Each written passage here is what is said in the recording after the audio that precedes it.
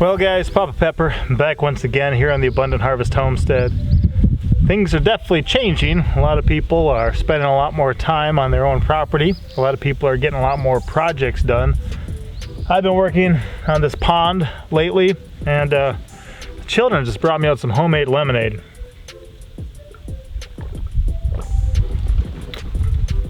And it's actually that type of concern and care for others that I wanted to talk about in this video. And the question I really want to ask is, does your emergency plan or does your lifestyle take into account others? A lot of times we're individuals, and I get that. We usually start out in some sort of family, and eventually if we get married and have children, we become part of some family. Seems as we get married and as we have children, sometimes there becomes less of a focus on self and more of a focus on others. And yet there's individuals who, for loved ones or family or friends or even strangers or for country, are willing to put their own life on the line. So a type of sacrificial love, a type of care and concern for others can be down there within our humanity somewhere. It's not always expressed in everyone's life, but it can be there, and in a lot of lives it is there. So with everything going on globally, lately we've been receiving a couple of phone calls, some from family, some from friends, and a number of them were just kind of checking in on us, seeing how we're doing. Often we just tell them, well, we think we're pretty well set up.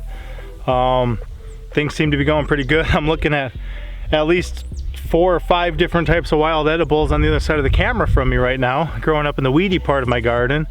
And the garden's starting to come in. Wild edibles are going crazy. Fishing's been pretty good lately.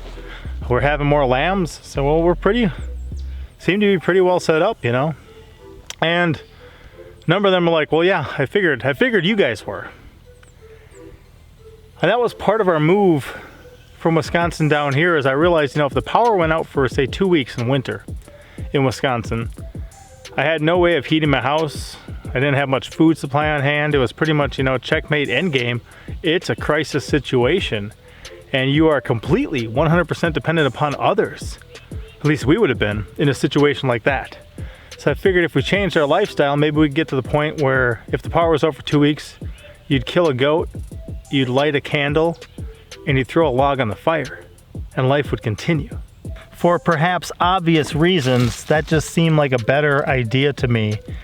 And it's interesting because in this situation, now we've begun setting ourselves up to be more in line with that type of philosophy, more self-sufficient, less dependent upon others, especially the whole system, which can fall apart rather quickly, and just more, self-sufficient, more set up. And the goal, like even in this garden here, is to be able to produce a lot of our own needs, and to have so much coming out of here that we're really forced to preserve. We're forced to can, we're forced to dehydrate, we're forced to pickle, we're forced to ferment, to put it up. But then also, hopefully, no matter how much of eating fresh and how much of putting up that we do, hopefully there's still more coming out that we are then able, that we have to give it away, that we have to bless others, that we have to have really good relationships with our neighbors and just say, hey, here's another, basket or bushel full of food because it's going crazy down there. That's the type of idea that I have for this property. There's a lot of trees, a lot of bushes, a lot of vines, a lot of ground covers all around here.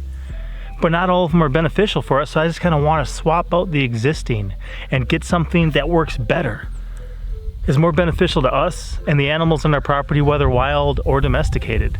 That's part of the goal here. So a friend of mine had called, and he's 750 miles away, but he was talking about, well, if things kind of continue the way they are, perhaps we need to kind of band together. Some family members called, and they were kind of talking about like, wow, nobody's really set up for this except for you guys. You guys are kind of set up for this. And then even we were mailing out a bunch of packages when we shut down our Homesteaders Co-op store for the time being, just so I didn't have that demand of needing to go to the post office all the time. The lady there was like, well, if things get really bad, maybe I'll just have to come over to your place. And that's kind of the premise for this this video, man, I just happen to be kind of digging in the soil right now. It's amazing. And that's from the walking path, you know, that's stuff I covered in a previous video. But anyway, it's that focus on others that I wanted to talk about in this video as it pertains to life, but then also to a crisis situation. So if you think about it, when it pertains to certain situations in life, the only ones who are really going to be prepared for certain things are the ones who took the time to prepare, are the ones who got prepared. I knew that life couldn't go on as it had been forever, and even if it outlasted my lifestyle or my lifetime, or even if it continued, you know, through my whole lifetime, by doing things like we're doing, we'd just be better set up to live life anyway. And that's where it was kind of a win-win situation. Now, I'm not saying we're not going to recover from things, and I'm not saying that we are going to go back to doing things the way that we were as far as globally or in our society. Oh, cool. Some birds are checking out a birdhouse gourd in the garden. I love that because we made it for birds to lay eggs in. Others, you know, those are animal others. I'm talking about people others. So if you think about society though, and compare it to the three little pigs, one built this house out of straw, one built this house out of sticks, and one out of brick. And in the end, it was only the one who made it out of brick that was really set up to withstand that big bad wolf. I'm not saying I've got a house built of brick, but what I am saying is I know a lot of people who've got houses built of straw. And one way that you could even determine that is if they are tens of thousands or hundreds of thousands of dollars in debt, they don't even really own the things that they have. And that's a dangerous situation for a lot of reasons. But when a crisis hits, just like those pigs who built their house of sticks or of straw came running to that brother who had a house built of brick. When crisis hits, one way or another, friends, family, strangers may show up. One thing I've always wanted to do was to prepare myself to take care of my own family because I take the stewardship of these 7 other souls, my wife and my 6 children living on this property, very seriously. But also I wanted to set us up where we can not only take care of ourselves, but others. If things continued as were, I thought about even putting in a pond, a decent sized pond, and building a cordwood house, building a grain bin house, building maybe a hay bale house, maybe putting up a yurt, just a couple different various, you know, living type conditions, maybe having some people over for some work days, explore that type of stuff. Then in the future, people who are thinking about living in those type of things could come kind of explore the options, see some things about them. I could kind of go through some of the costs and some of the things, you know, about having those different ones, but then also have that here. So if we have an event, or if we have a bunch of friends over and spend the night, or if people come over for camping or something, you know, or a workshop, I could do that and have, you know, use those things. But then also if things got really bad, I could put people up. I could have little gardens outside those places. I could have fruit trees there. We could have fish in the ponds. We could be set up just to take care of others, because there's a lot of people who, for one reason or another, are not going to be able to take care of themselves when things get really bad. And those who I think are able to take care of others then kind of have a responsibility, I believe, too. Some people, I'm sure, are just planning on defending whatever they have with guns and just shooting everyone who shows up, you know. That's not what everyone is going to do, though. And, you know, one thing I even thought of was it'd be cool to maybe meet some homeless people. A lot of people choose it, you know, but I encounter them periodically and be like, look, are you really up to nothing for like the next week or two?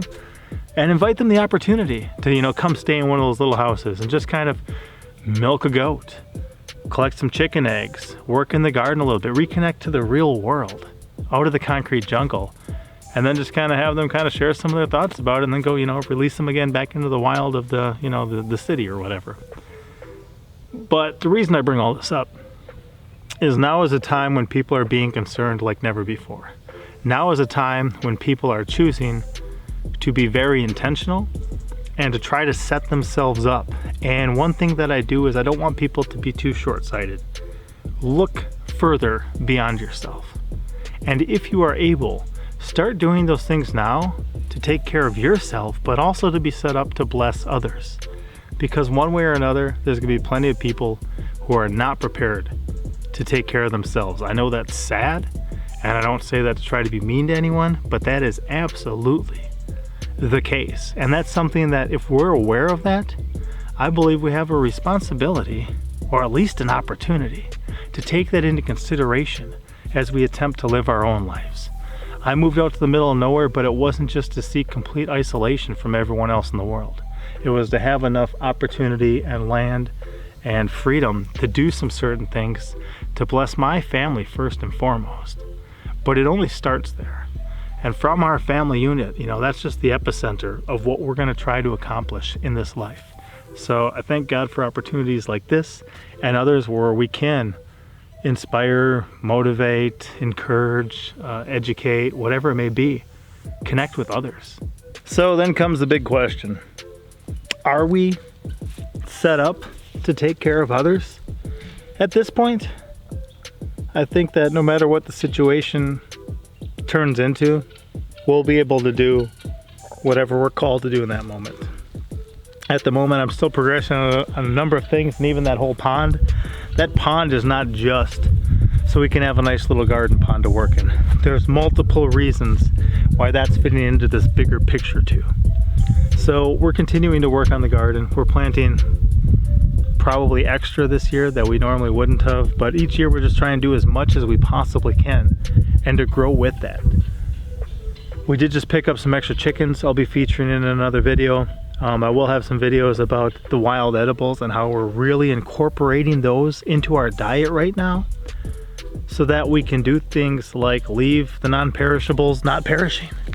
If we threw our entire supply of, non-perishables at the moment, then we're completely out.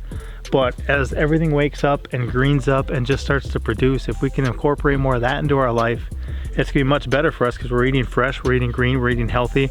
We're kind of, as soon as we gather it, we're able to eat it and enjoy it. And we can leave the cupboards full. We can leave, the pantry stocked and things like that. So I want to kind of give you guys the glimpse into some of that and begin helping others that way too. I know I've done a couple videos about wild edibles before. People have asked me, if we do classes or other things.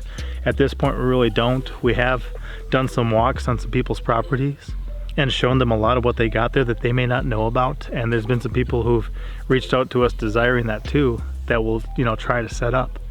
But, we'll see. But now is the time. Now is still a preparation time because we haven't really ran out of opportunity. So whatever it is, equip yourself, move forward, have a plan, stick to the plan. As you have your plan, try to incorporate others into it and try to find a way where you can reap an abundant harvest. That's part of why we're Abundant Harvest Homestead here. We're trying to have this abundant harvest of a lot of things. And, relationships, taking care of others is just one of those things. So hopefully this video blessed you guys. Hopefully it's something to think about. Don't be selfish. Be generous in these times. Bless others. Consider them. And I think that as we do, it'll help. All right, I'll see you next time. I got to get back to work. My lemonade's gone. Papa out.